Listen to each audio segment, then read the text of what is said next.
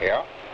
Yeah, it was more mining back here then than it is right now. But a lot of these guys are starting to put rocks in the box.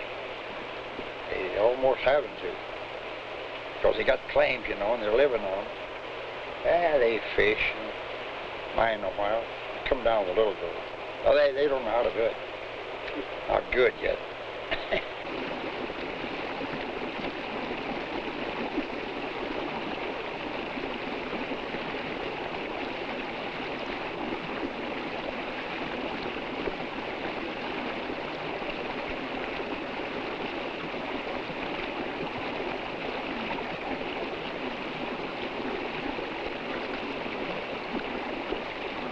Part of it was sort of a desire for a change in lifestyle.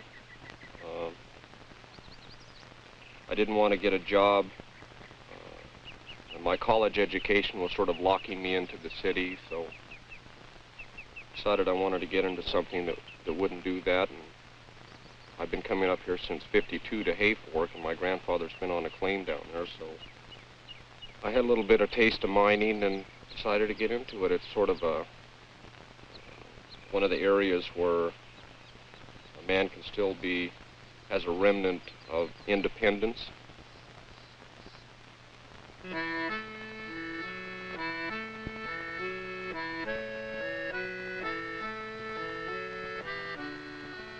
Well, I come over here from over there, Yuba River, in 1932. I was over there working in the, now that was the first year of the Depression. Well, I heard a story of this country over there at North San Juan. There was a guy had been over here in the spring, and he was just telling how it was over here, and I heard part of the story. Now, I had some partners then. I said, get that guy started again. I want to hear the whole works. So they got around, they got him started, and he told all about it, clear to old Denny. He told about the gold. He says, coarse gold up there, and there's good fishing and hunting, and they're just building the road in there. So when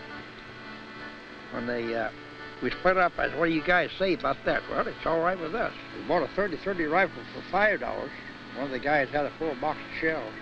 And here we began to get up in there then.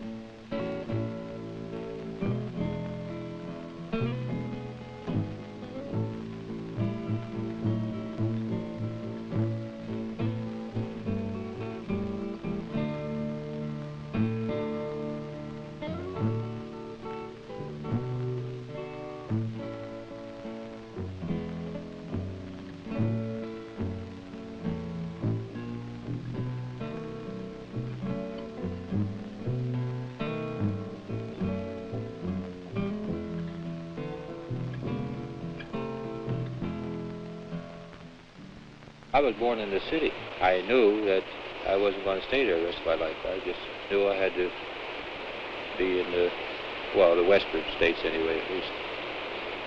So it seemed natural, I guess, in a way. And after I got here, I looked at all the maps, and there's places all over this country named after one of the family, I think. It was Gibson Peak, Gibson Gulch, Gibson Meadow, and, you know, all those names on the map. So I figured, well, maybe I'm just following one of my great uncles around, you know. It seemed natural enough. So I just finally drifted over this way, you know. And I guess I liked it. I lived out of my backpack for a couple of years or so, just up and down the river, and got a burro and used that for a while. And I finally got a chance to buy this claim in '69, and since then I've been using this as my base camp. Something, I guess, ever since I was a little kid. It just, I'd pick up a stone when I was a kid. Before I'd throw the stone, I'd look at it, study it, try to see, figure out what it was made of, you know.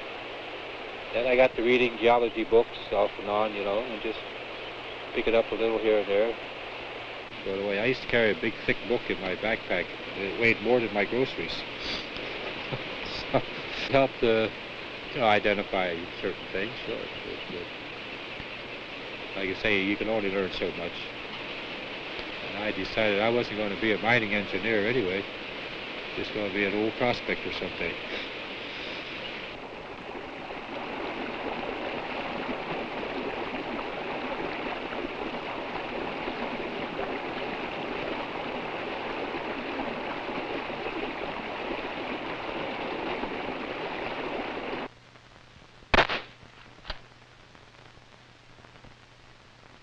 Yeah, I met Zeke, and he was the most outrageous person I ever met. He was always doing something really exciting, building tree houses to live in, and living in a chicken coop. And we just were looking in the paper one day and saw an ad for a mining claim, and came and looked at it.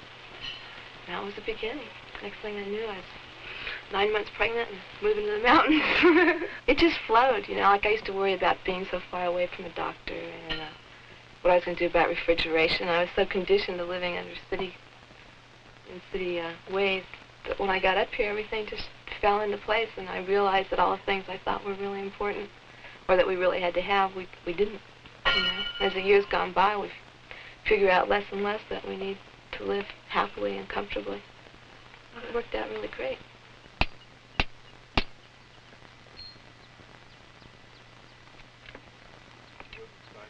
Alongside of the tunnel, you drive poles in to keep the bank from falling in on you. And you drive poles like this size right through the top. Only a lot of it sticks out here. You take a wooden mallet, and as you go into the mountain, you tap the ones in ahead of you, so that when you're working in here, these timbers are over your head, so no rocks will fall down and kill you. There was no running water or sink or anything. It was pretty primitive. The cabin was built in the 20s. You know, people have lived in it off and on, but mostly old bachelors and things who weren't too particular. But they just brought an incredible amount of stuff. A lot of stuff we didn't need. This big giant refrigerator that we never hooked up. And well, most of it we've accumulated since we've been here. Leaf spring out of a car. And took a cold chisel and cut that bolt off and separated these leaf springs. And I heated it and cut off what I wanted to use with the cold chisel. When it's red hot, it cuts pretty good. After I got the piece of steel, I take and strike a pattern with your cold chisel. Then you take the steel and set it in a vise and start to file it. Drill a couple of holes in here for rivets and use what you have, bone or wood or whatever you have, to make a handle. Put the edge on it. This edge is just about right. Nick's really creative, you know. I don't know what he'd do if he had a whole pile of the perfect material to build something. I don't know if he could do it. He's so used to improvising. When I first moved up here, I thought it was the end of the world. You know, like I was just moving out to the outback, and I was never going to see anybody again. And it's, you're not that far from civilization. all you gotta do is listen to the news and read the newspapers and know that it's out there, not too far away. It's great for kids. That's the main thing I worry about. It's really a natural place for kids to grow up. And these kids are really agile and coordinated. Daddy, get out. They love it. Take them swimming every day. You take the throw and you set it up on your bolt, strike it with a wooden mallet, and off comes the shake. How thick you want them.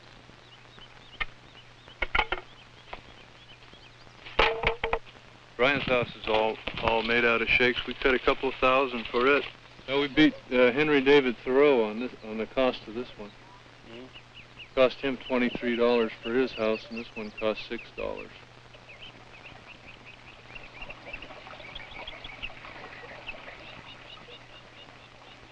Zig couldn't go back to the city. I could. I'm pretty adaptable, but he'd just wither up and die. I know it. If he had to go back and work 8 to 5, he'd just die. Zig hasn't been to the city since Zachary was born 3.5 years ago. He hasn't been any farther than Garberville, and that's too far. When he takes a vacation, he goes farther back in the mountains. That's a vacation for him. Maybe 1 in 1,000 people would want to even try this, or 1 in 1,000,000, but still the opportunity should be there. Kids grow up in the country, that's all they know, and then as soon as they're old enough to get away, they go to the city and get a job. But they always remember the country, so they eventually get back to it. And then their children, it goes in cycles. They raise up in the country, well, they head for the city, and those in the city are always trying to get to the country.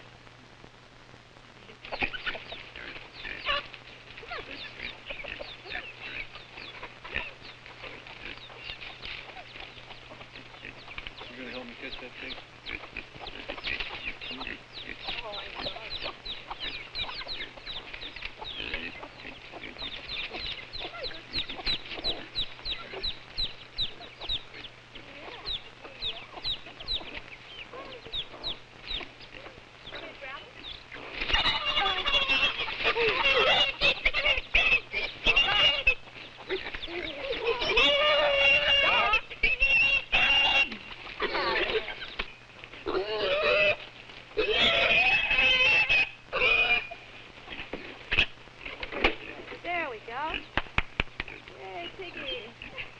Designed the 1872 mining law to encourage people to go out on the public lands and stake mining claims and ultimately maybe patent them, which gave people title to the land. There was also the homestead laws, which allowed them to do the same. The Taylor Grazing Act and other land laws were designed to dispose of the public land. Since that, for about the last 30 or 40 years, there's been thoughts of changing this 1872 law, which allows a person to go out and, after having made a discovery of valuable minerals, they could stake a claim, a 20-acre mining claim, or in the case of a lode mine, hard rock, they could stake it along the course of the vein and actually take possession of the land. And so that on my claim here, I have these rocks are my personal property. And the reason the 1872 laws, some of the reasons that it is really good is, first of all, it was designed by miners. Miners are the ones that drew up the original laws, and they knew the workings of the miners in the fields and what problems that occur about conflicts on mining claims and such, so that they developed a really good law. And it's designed with sort of free enterprise and individual rights in mind, that a man can go out and stake that claim, and he has a right to what he found. Nobody can take that away from him. I would rather see a lot of little people like me out here looking than have Kennecott Copper or somebody come in and take up all the minerals in Trinity County and do their own thing and just eliminate, the little guy. Oh, I thought it was all right if a guy could make a living in the mountains without working for the other guy. Why, he'd be all right. And if he'd learn enough about it, maybe in time he could make just as much as he could if he was a farmer or anything else. If he could strike it good enough. Canal gold used to be pretty low, in price. It's up pretty good now. It's $164.50 this morning. an ounce. Used to be $20. During the Depression days, it was just $20 an ounce. The mint gave $20.67. That was the mint price. Now that had to be 1,000 fine treaties, you know. This river go and bring about maybe $16.50 or something like that. Did you have a pretty tough time in the Depression? No. No. I didn't miss a meal. I might have postponed a few, but I didn't miss many.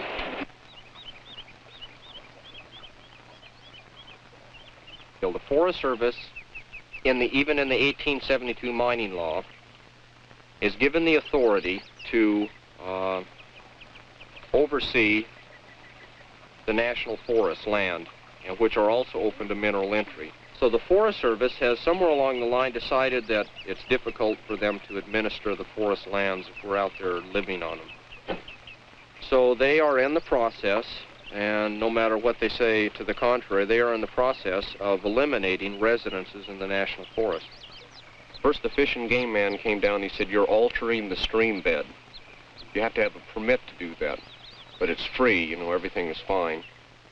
So I said, "Fine, give me a permit to alter the stream bed." So I went ahead and was altering down there, and so he said, "You'll have to come back on the first of the year and get it renewed." So I went back to him at the first of the year, and he said, "Well, this time I think maybe you ought to contact the Water Quality Control Board, which is down in Santa Rosa." So, and he said, "It's no big deal, just send them a little brief plan of your operations and tell them pretty much what you're doing, everything will be fine." So I did that, you know, on a little piece of paper. I drew my water ditches and where my cut was on the claim and basically the whole layout. And they sent me back a great big 8x11 packet about that thick of information to fill out, plus they wanted $100, you see, to fill it out. So, and a lot of the questions they ask, you know, about parts per million of silt that might get into the creek and this and that, those are things that I don't really know, you know, I have no way of measuring. I'm president of the Western Mining Council, sort of watching over the interests of 31,000 miners and prospectors. Miners in general, the miners and prospectors always like to be secluded, independent, self-sustaining, and that's one of the things that I find attractive about being able to do it, you know, that you don't have to play the game so much. We've lost a generation of miners because it wasn't profitable to work it, say, from the 40s up until the 60s. So you've lost all of the city dads and the people in their affluent 40s and 50s. And then now you're getting a lot of young people that are into this idea of lifestyle changes and, you know, making a living off working the ground or something. So you get a lot of young people and a lot of old people are pretty good. And it's amazing that they can accept each other, you know, because a lot of the old-timers are rednecks, and they don't like hippies, you know, but if the hippie is a miner, well, then that's all right, you know. I was in here in the fall, he and his wife. I thought I recognized them walking up there, you know. I keep a looking. Don't you remember me?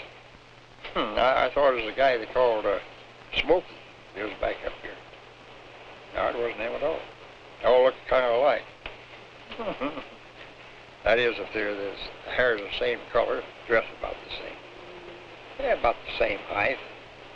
Well, you can't tell them that. I guess they're covered up. Never shave.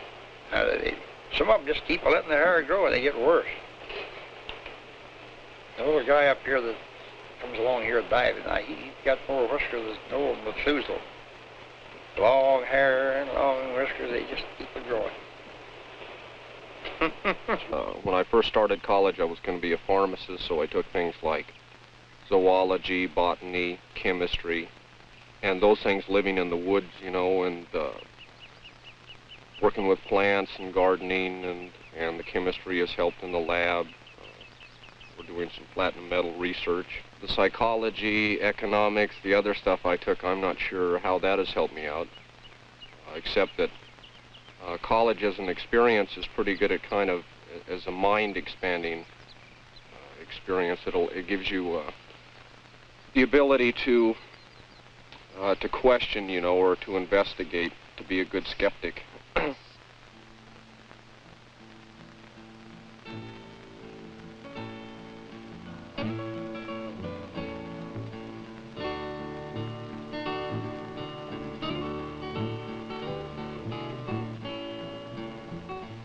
Well, this is my grandfather's tunnel, and the main purpose for driving this tunnel is to get him some gravity water for the house and for some of the mining operations down below. But we've also discovered some real interesting rock up here that we think carries some precious metals. He taught me how to fish, hunt, be a carpenter, plumber, chemist. In the summer when I'd come up here, my brother and I'd help him do his assessment work on his mining claim, So we learned how to placer mine pretty much, and then up here, especially when you're mining, if you don't have a lot of money or something, then you got to think of every job that comes up, you got to think more in terms of how could I do this myself, and fortunately he's always had a lot of tools. He's been a mechanic and a lot of things, had a lot of tools to work with, so we built that house that he's living in right now, that little back house. If I ever have any questions, mechanical questions or something like that, I know he's got some pretty good thoughts on it. Because after 75 years, he's seen a lot of the problems that most people encounter, trying to make things go. Found this place and liked it, saw what potential it had, so that it was up for sale by the state at the time. So I bid on it, and it was awarded to me, and so I've been here ever since. Then the first years I was here, I just did sluice boxing, and a little mining and stuff like that, getting the feel of what we had. And then about 10 years ago, 11 years ago, I discovered the platinum metals. I'm always interested in metals and minerals, and after I come here, I discovered where I was, that I was in the platinum country. So I started gathering information and building up little test things and everything, and studying it and working on it. Now, I haven't had any outside help, from other chemists or nothing like that. It's just been my own research work. I've thrown away an awful lot of acid. I've thrown away an awful lot of samples, but I've learned something out of what I did throw away. Finally, I got down to where I've got it worked out now that I am sure. Now, my products have been tested, and I haven't sold any yet, because they want quantity. To make a sale, you have to have quantity.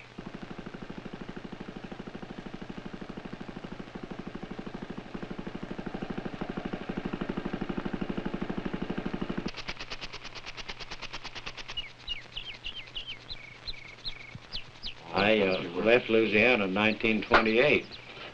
Well, I was in Colorado, New Mexico, and Arizona, and the mining deal there, see, and done research work in Denver on the cyaniding process of silver. Of course, that was a long time ago, 1921, 22.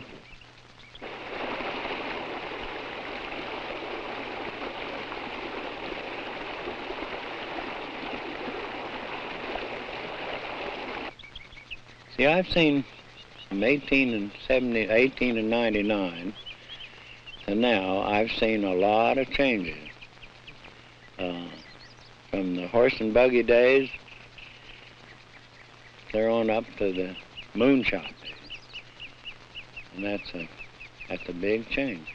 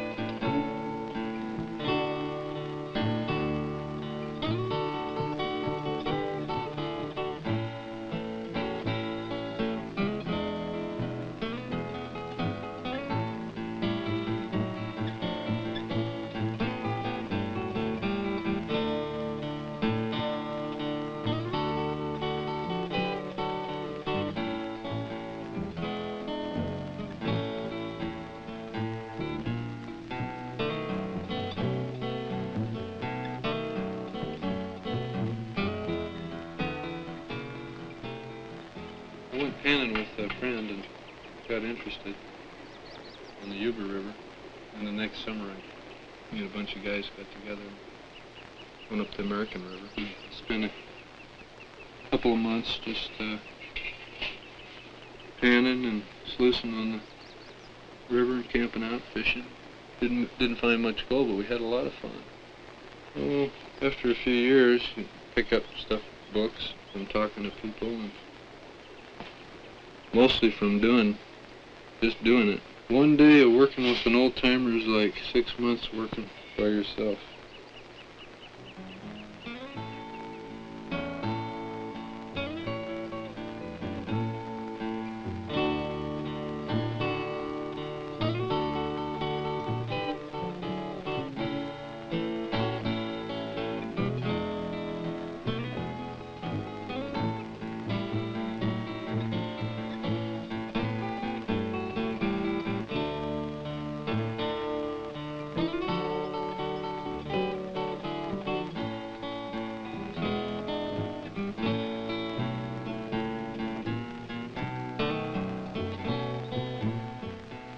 Now, there's a few claims back up there yet. There's some creeks that had gold on it that wasn't good enough to work in the early days. Now, when all these claims on the creeks where they mine and these other places, now they'll take them too. There's gold on them. They don't know how much, but they... Now, you wouldn't have paid in the olden days, maybe it would today. People didn't have no machinery or anything. That winch, I was the only one that had a winch back there like that, and a block and some cable. I got along all right. Because I could turn them big boulders over, and I got some gold all right. All them other guys had to moss and scratch crevasses along the bank. Pretty hard to do. Make very much.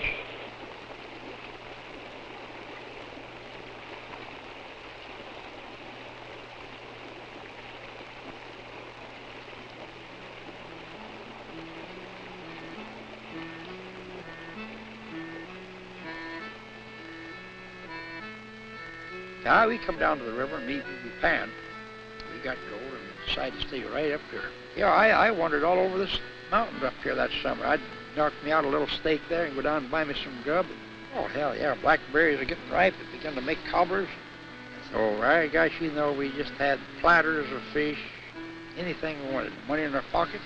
All we had to do was just get some rocks in the pocket.